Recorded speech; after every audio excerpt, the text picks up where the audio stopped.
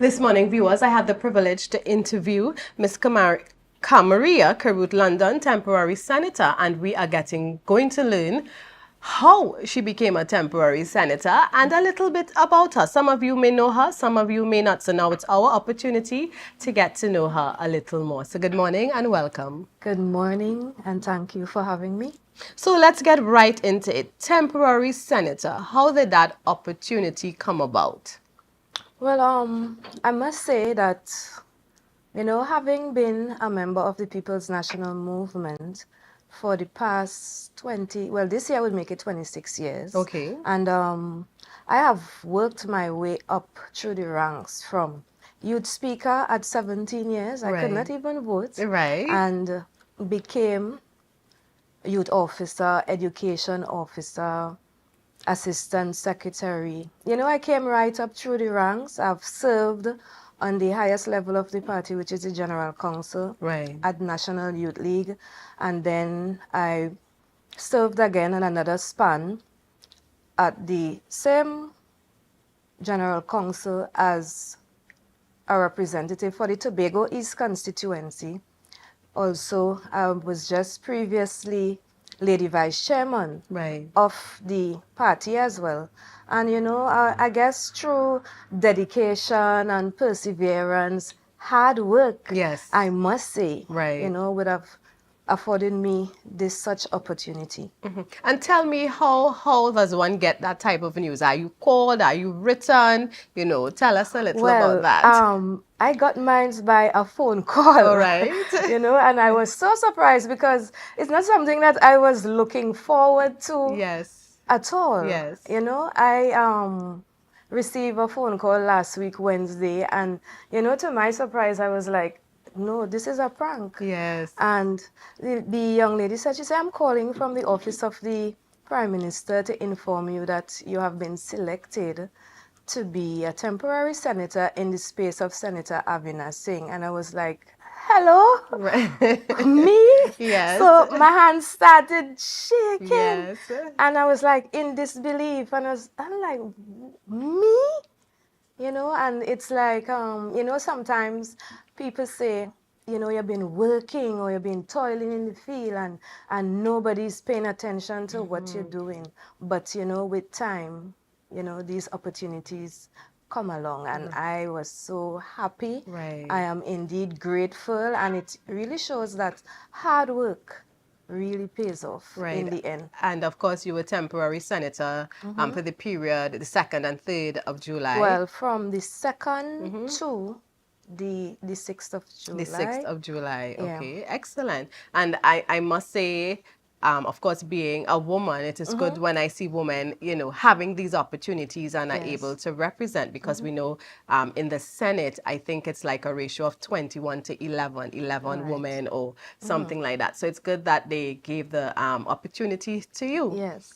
Tell us about the experience being in the Senate, having to go in the chambers, and you even contributed to one of the bills that were on the floor at that time. So take us through. Well, at first, you go in. Well, in my situation, I had to wait to be sworn in by the president of the Senate, taking the oath of allegiance.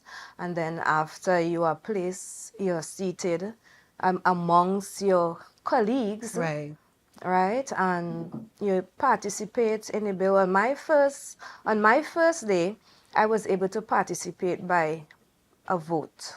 Right? My first vote in saying yes in support of the bail amendment bill. Right? And on the second day, whilst there, and reading and stuff, I was sitting next to Senator Hislop, and I started writing. So it was based on the whistleblower bill.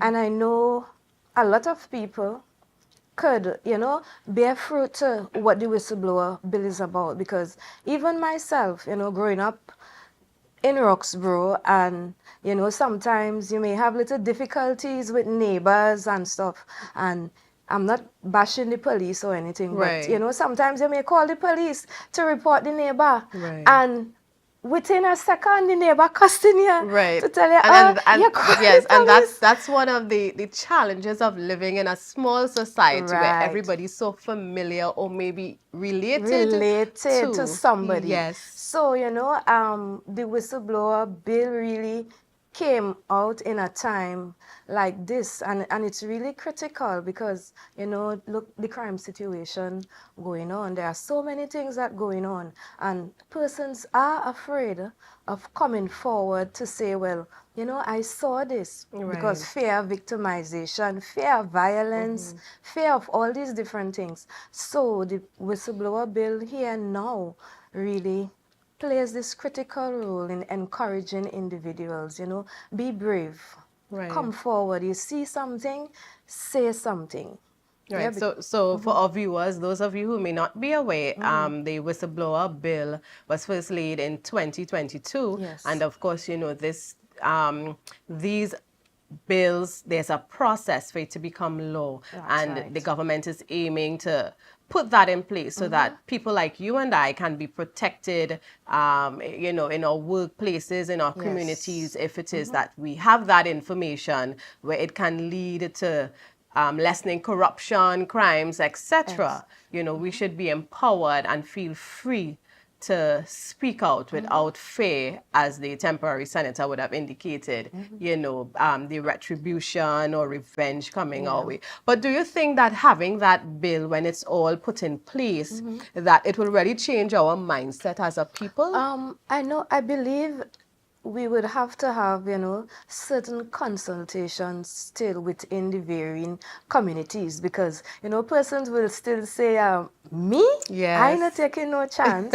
So at the end of the day, I believe yes. However, there are still consultations to take place so people would understand the legislation for Right. what it is. Right. And I think even in when a lot of these bills or proposed laws are placed, many of us, if you don't do your actual research, you really don't know the content of it. So it Exactly. will be good because people need to understand who is being protected, Yes. what information is being protected. It's not that, you know, if I just sell out my neighbor for stealing mangoes, I can go and be protected under that kind of thing. Exactly. Because Yeah. sometimes we laugh at these things, but it True. is reality. People have For their own, real. their perceptions of how these Yes. things work.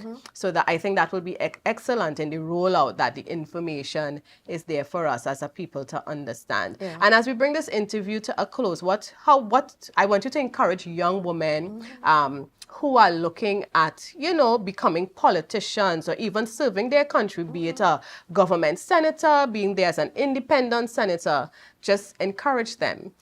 All right. So I would say that, I always believe in nothing happens before it's time, Right. right? That is a philosophy that I grew up on. And as I say, work hard. People always say you work hard to get the reward, but the reward will always come. Work hard. There will be people watching, be dedicated, be loyal, persevere to whatever that you're doing. And I have a Bible quote that says, Isaiah 60:22, that says, at the right time, I will make it happen. Right. And after God, it will happen. Right. And of Yeah. course, I have to ask, this is our very last question for you this morning. You held the position of or title of temporary senator. Is that something, if you have the opportunity somewhere in the future to remove that temporary and just be Senator Caruth London, are you open to something like that? Of course. Yes, Yes. and she said it with a smile. Yes. So let those who have ears hear, right? I want to thank you so much for Yes. spending time with me this morning and Thank allowing you. our viewers to get, to see you a little more and understand the experience you had quite recently. Yeah. At this time, viewers, we go for a break and we'll be right back. To a brand new dawn, and as the passion starter.